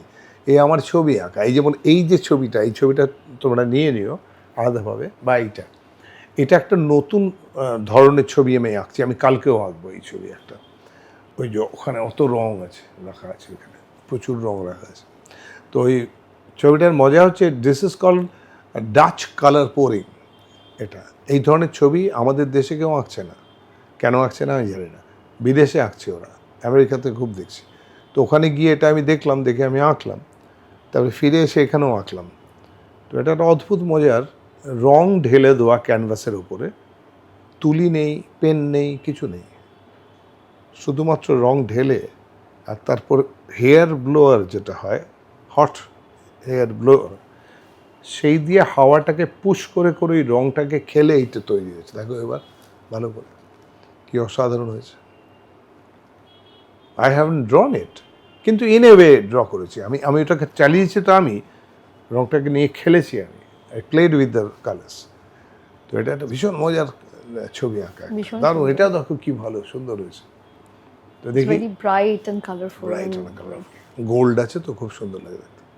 তো অনেকটা এটা আবার এইটা সিরিয়াস ছবি, এটা রিয়েলিস্টিক ছবি, পেন্টিং করা। এরকম পেন্টিং ওপরে আছে, আমার ওপরে ফ্ল্যাটে আছে, অনেক এরকম ছবি আছে। তো ওই ছবি আঁকা চলছে, লেখা চলছে, গান চলছে। আমার এটা নিয়েছো তুমি, আমার ইউটিউব চ্যানেল করেছি আমি একটা, নিয়েছো, পেয়েছো? নিয়ে নাও, আমাকে দেখুন চিরঞ্জিত, এটা টাইপ করলে পেয়ে যাবে। দেখো সেখানে কত গান গেয়েছি আমি, রবীন্দ্রসঙ্গীত আছে প্রচুর, আমার কবিতা আছে। পলিম্যাথ আর্টিস্ট একদম, মানে এত কিছু, অনেক কিছু করি আমি, অনেক কিছু করি, মানে আমি কোনোটাতেই পিকাসো নই, কোনোটাতেই সত্যজিৎ রায় নই, কোনোটাতে কিছু নই। কিন্তু অন্যদের এই কাজগুলো অ্যাপ্রিসিয়েট করার জন্য একটা মিনিমাম নলেজ লাগে, রাইট, তাই না? সেটা খেলোয়াড় হতে গেলে একটু খেলা তো শিখতে হবে, খেলা জানতে হবে, তাহলে ক্রিকেটের খেলা বুঝবো কী করে, আমি হকি বুঝবো কী করে, ফুটবল বুঝবো কী করে, ওটা কী মারলো বুঝতেই পারছি না, কী হলো। হয়তো আমার স্ত্রী হয়তো বুঝছে না যে ক্রিকেটে কী মজাটা হলো, যার জন্য আমি লাফিয়ে উঠলাম, চেঁচিয়ে উঠলাম। তো সেইরকম ওইটাকে শিখতে হবে। সব ডিপার্টমেন্ট যদি শিখি একটু একটু করে, তাহলে একজন ধ্রুপদ আর্টিস্টও কেন করছে এতক্ষণ ধরে, সেটারও পেছনে তার রাগের সম্বন্ধে একটু সেন্স থাকলে, ওর ভেতরে যেগুলো ওর যে হরকত আছে, সেই হরকতগুলো একটু যদি আইডিয়া থাকে, তাহলে তোমায় গাইতে হবে। তুমি যদি গান গাইতে পারো, তাহলে তুমি ওই ইন্টারেস্টে পেয়ে যাবে। একদম, মানে নলেজ ইজ ভেরি ইম্পর্টেন্ট। আর তার সাথে পলিম্যাথ, অ্যাকচুয়ালি আমরা সবাই মানুষ কিন্তু পলিম্যাথ, কিন্তু অনেকে ওই একটা ধারা ধরে বয়ে যায়, যারা ইন্টারেস্ট রাখে। অনেকে বাধ্য হয় হতে। বহু অসাধারণ সিঙ্গার আছেন, অসাধারণ লেখক আছেন, পেইন্টার আছেন, যারা হয়তো এই মুহূর্তে একটা আইটিতে বড় পোস্টে বসে আমেরিকায় বসে আছে, কি হল্যান্ডে বসে আছে, সে ওইটা আর পারে না করতে, ওটার কোনো স্কোপ পায়নি। সে আর বলে যে আমি গানটাই ভেবেছিলাম করব, তারপরে এই যে ট্র্যাকে চলে গেলাম, এখন এই গাড়ি বাড়ি নিয়ে এখানে বসে আছি আমেরিকাতে, আমি প্রায় মিলিয়নিয়ার হয়ে গেছি। তো এখন ওইটা নিয়ে আর প্রসিড করার কোনো রাস্তা রইল না আমার। সিএলটিতে কত ছেলে ছিল যারা নাচতো, যে নাটকগুলো হতো, সেদিন শুনছিলাম। তারপরে তারা ওই মানে খুব ভালো নাচতো তারা, তারা বৃদ্ধ বসেছিলেন পাশে লাঠি নিয়ে, তিনি বলছিলেন যে তারপরে আমি যে কোথায় ইঞ্জিনিয়ারিং ট্র্যাকে চলে গেলাম, ওইটাই হয়ে গেল, আর ওই নাচ ফাচ গান ফান থেকে সরে গেলাম, এই আর কি। এবার তোমার বাবার গল্প প্লাস এত কিছু আমরা গল্প করলাম আজকে, এখান থেকে একটাই কথা আমি যে তোমাকে আর জিজ্ঞেস করতে চাই, সেটা হচ্ছে যে মানুষ চাইলে সব কিছু করতে পারে, তাই তো? তাহলে মানে যদি সে চায়, যদি সে না চায়, সে হয়তো আটকে যায়। এটা নিয়ে বলে নাও, তারা বলছি। হ্যাঁ, এইটা নিয়ে তোমার ভিশন আমি জানতে চাই। মানুষ চাইলে সব কিছু করতে পারে না, একদমই পারে না। ওকে, গাছের পাতাও নড়ে একটা কোনো সুপার কম্পিউটারের নির্দেশে, ক্যালকুলেশনে। আমি ঈশ্বর বলে ঠিক ঈশ্বর ওই অর্থে মানি না। আমি মন্দিরে গেলে হয়তো প্রণাম করি, কিন্তু আমি পুজো দিই না, কারণ আমি বিশ্বাসই করি না যে ওই মন্দিরের যে বিগ্রহটা আমরা সাজিয়েছি সবই তো কনসেপ্ট, ঈশ্বরটাও কনসেপ্ট, কিন্তু কনসেপ্ট হয়ে গিয়ে শুধু কনসেপ্ট আমি মনে করতে পারছি না। আমার কাছে কীরকম একটা মনে হয় একটা সুপার কম্পিউটার, এই যে আমি এখানে হাজারটা ইন্টারনেট বার করছি, যা যা করছি সব কিছু করছি, এটার ভেতর থেকে ছবি তুলছি, এটা থেকে ছবি পোস্ট করছি, এটা থেকে ছবি পাচ্ছি, এখান থেকে গান গাইছি, সেটা রেকর্ডিং হচ্ছে, সেটা ফেসবুকে পাঠিয়ে দিচ্ছি, ফেসবুক থেকে এই করছি, এইটুকু একটা জিনিস পারছে করতে, তার কারণে কানেক্টেড। কার সঙ্গে কানেক্টেড? ঈশ্বরের সঙ্গে কানেক্টেড। ধরো ফর এক্সাম্পল বলছি, এটা ঈশ্বর এটা এই সামান্য এই জিনিস প্লাস্টিকের একটা মালকে ছুঁয়ে দিয়েছিলেন, তাই হচ্ছে। তাছাড়া হবে কী করে? কিছু দেখাও যায় না, কীভাবে যাচ্ছে, কীভাবে আসছে, কিছু তো হয় না, নড়েও না, চলেও না, এরকম যে দিলাম ঘুরতে আরম্ভ করলো, কোনো মেশিনও নয় সেই অর্থে। এত সূক্ষ্ম, মানে মানুষ ঈশ্বর পৌঁছে গেছে ঈশ্বরে। এইটা পৌঁছতে মানুষের প্রায়, মানে মানুষ তো একমাত্র আছে যার রিজনিং আছে, সেই জন্যই মানুষ। বাকি কোনো কীটপতঙ্গে অ্যানিম্যালের রিজনিং নেই। যার জন্য বাবুই পাখি যখন বাসা বানায় তখন একটা বাসা বানায় অসাধারণ, বুনে বুনে ঠোঁট দিয়ে, কি সুন্দর। কিন্তু এই বাসাটাও 1000 বছর আগেও বানাতো, তার উপরে কোনো ইমপ্রুভমেন্ট নেই। কোকিল যে গানটা গাইতো সে গানটাই গায়, সেখানে দেশ রাগের আর কোনো চান্স নেই, যে বেহাগ থেকে দেশ হয়েছে এরকম কোনো চান্স নেই, তার কোনো ক্ল্যারিফিকেশান নেই, এভলিউশন নেই, কিচ্ছু করতে পারেনি। মানুষ পেরেছে। মানুষ একটা গুহার ভেতরে ঢুকে প্রথম বৃষ্টি থেকে বাঁচলো, বা বাঘ থেকে বাঁচলো, বা রোদ্দুর থেকে বাঁচলো। সেখান থেকে 42 তলা বাড়ি করেছে কলকাতায়, যেটা হায়েস্ট এখন ইন্ডিয়াতে। এবং সেই বাড়িটা বানানোর পরে এই যে আর্থকোয়েক হয় মাঝে মাঝে, যাতে আমরা এখানে কেঁপে ভয় পেয়ে নিচে চলে যাই, এই 6 তলা থেকে নিচে চলে যাচ্ছে, 2 তলা থেকে নিচে চলে যাচ্ছে, সেখানে 42 তলার বাড়িটা কি করে দাঁড়িয়ে থাকে? তার মানে এটা যেহেতু আর্কিটেকচার পড়াশোনা আমি একটু জানি, যে নিচে ওর একটা সিস্টেম আছে, সেই বাড়িটাকে বানাতে হবে, তো ওটাকে ক্লে মডেলিং, ক্লে বেস বানাতে হয়, কাদার ওপরে থাকে, ও নড়ে যখন দোলে, ওটার উপর দোলে। তো এই সমস্ত কিছু কে করেছে? মানুষ। সেই মানুষের কয়েক কোটি মানুষের কম্বিনেশন অফ ব্রেন হয়ে এইটা হয়েছে। এটা একজনের নয়, কেউ একজন এটাকে প্রথম বানিয়েছিল, দেখিয়ে দিয়েছে এটা হয়। টেলিফোনটাকে ইচ্ছে করলে এইটা দিয়ে করা যাবে। কেউ বলেছিল যে ইথার দিয়ে পাঠিয়ে দিলে রেডিও চলে যাবে।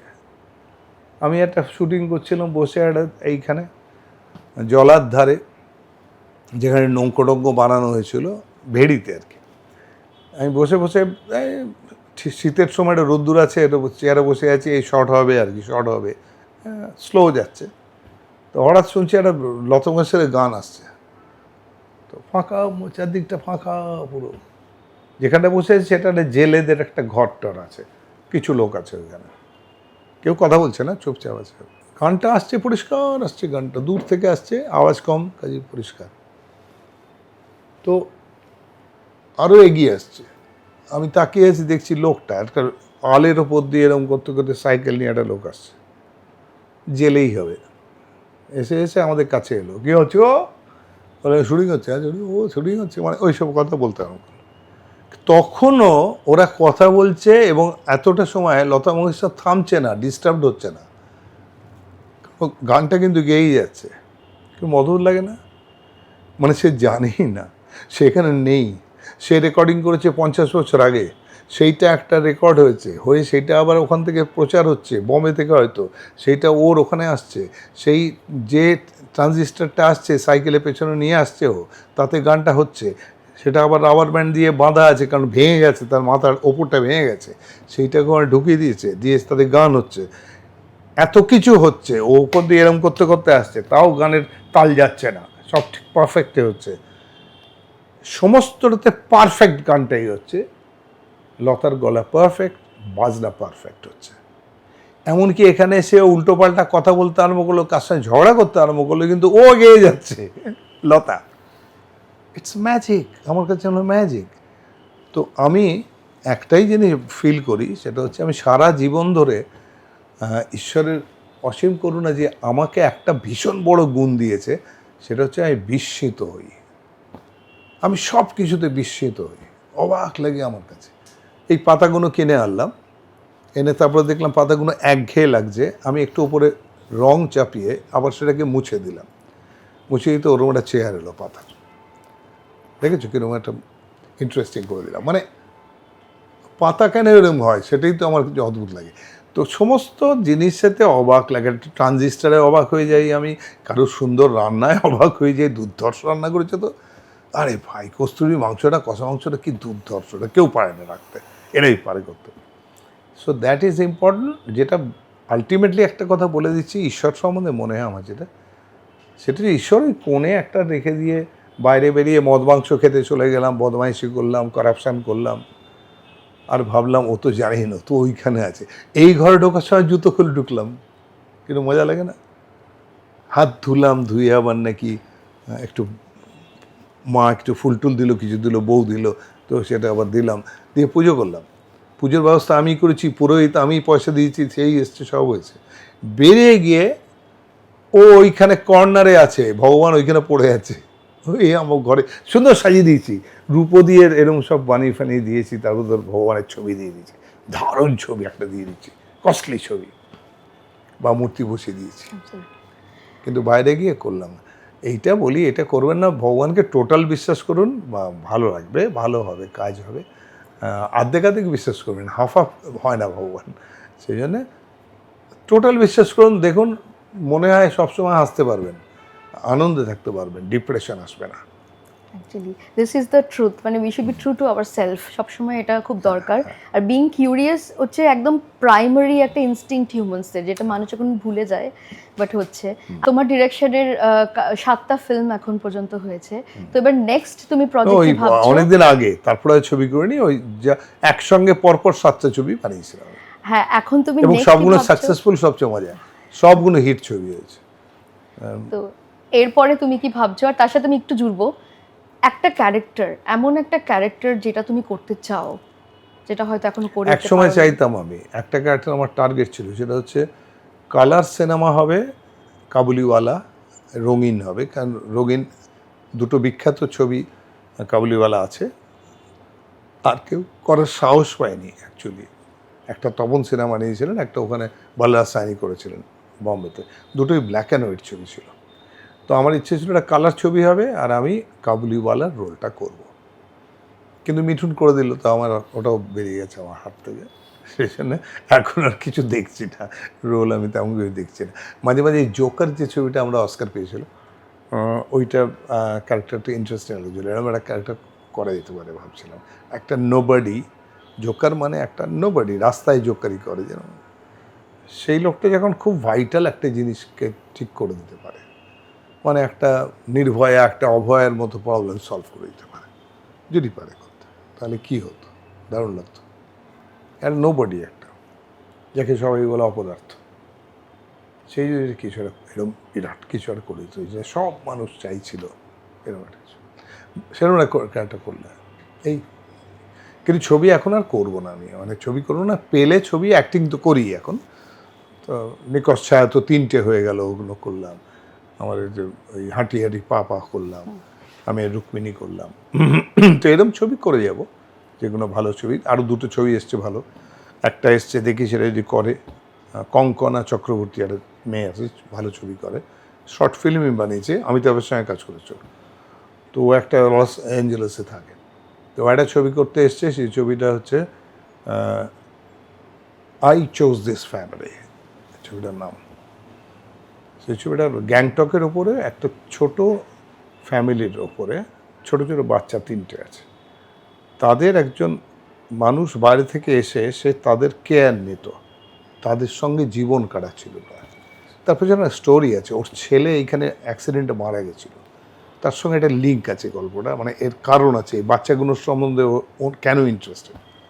আর এটা সারিকার করার কথা আছে, ও একটা ক্যারেক্টার করবে, আর ওর একটা ক্যাফে আছে, সেটা চালায় সে, তো এর সঙ্গে ওর একটা রিলেশন তৈরি হবে, জাস্ট একটা বৃদ্ধের সঙ্গে একটা আর কি, ওল্ড ম্যান, এরকম একটা গল্প, ভালো ভালো না।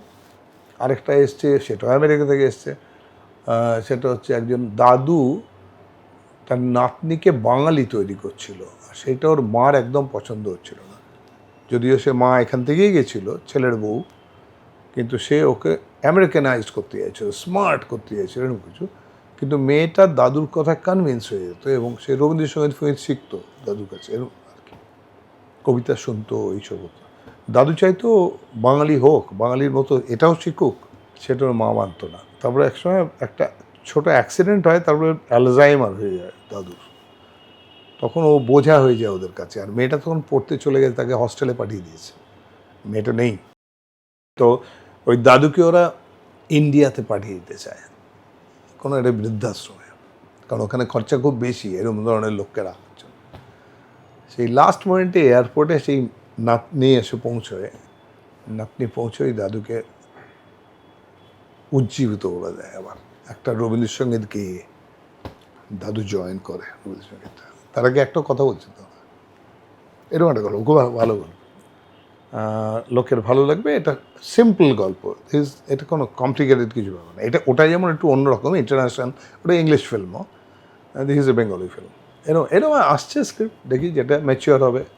আমি তো কিছু করি না, আমি তো চাইবো না, কিছু করবো না, ম্যাচিওর হলে করলে পাবো। একদম, আমার মনে হয় এরকম ভ্যালুয়েটেড মুভিজ হওয়া উচিত, মানে মানুষের। আর নিকোশ ছায়া বোধহয় একটা সিনেমা করবে, ওরা 3টে সিরিজ করেছে, খুব হিট হয়েছে, তাই ওরা বোধহয় সিনেমা করবে হইচইয়ে। তোমার একটা গান দিয়ে আমরা আজকে, যদি জানতেম আমার কিসেরও ব্যথা তোমায় জানাতাম, যদি জানতেম কে যে আমায় কাঁদায়, কে যে আমায় কাঁদায়, আমি কি জানি তার নাম, যদি জানতেম আমার কিসেরও ব্যথা তোমায় জানাতাম, যদি জানতেম।